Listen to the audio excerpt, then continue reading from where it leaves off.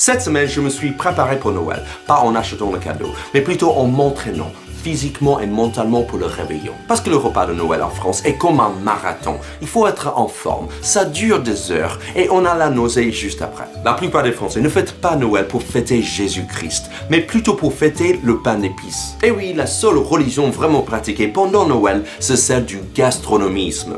Et bien sûr, l'alcoolisme. Dans un repas de Noël typiquement français, on commence avec un énorme plateau de fruits de mer qui fait baver 80% des Français et 100% des chats.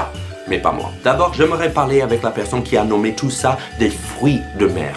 Est-ce que cette personne a vu un fruit dans sa vie? Il a dû confondre une pomme avec le petit verre qu'on trouve dedans. Prenez par exemple les bigorneaux. C'est le genre de bête que je mettais dans mon aquarium pour le garder propre. Et bien sûr, il y a les précieuses huîtres. Chaque fois que j'en mange, j'ai l'impression de rouler de peine à une sirène avant d'avaler sa langue. Et ça, c'est si vous avez la chance de l'ouvrir. Pour ouvrir une huître, il faut être MacGyver. Pardon. MacGyver. Finalement, avec les huîtres, tu brûles plus de calories que tu n'en avales. Après le plateau de limaces de mer, c'est le moment du foie gras. Il faut savoir que le foie gras est illégal dans l'État de Californie, le même État qui a récemment légalisé le cannabis. Donc aujourd'hui, en Californie, la bœuf est légale, le foie gras, non. J'imagine qu'il doit y avoir de dealers de foie gras à Los Angeles. Psst, psst, j'ai du foie gras, mec, j'ai du foie gras.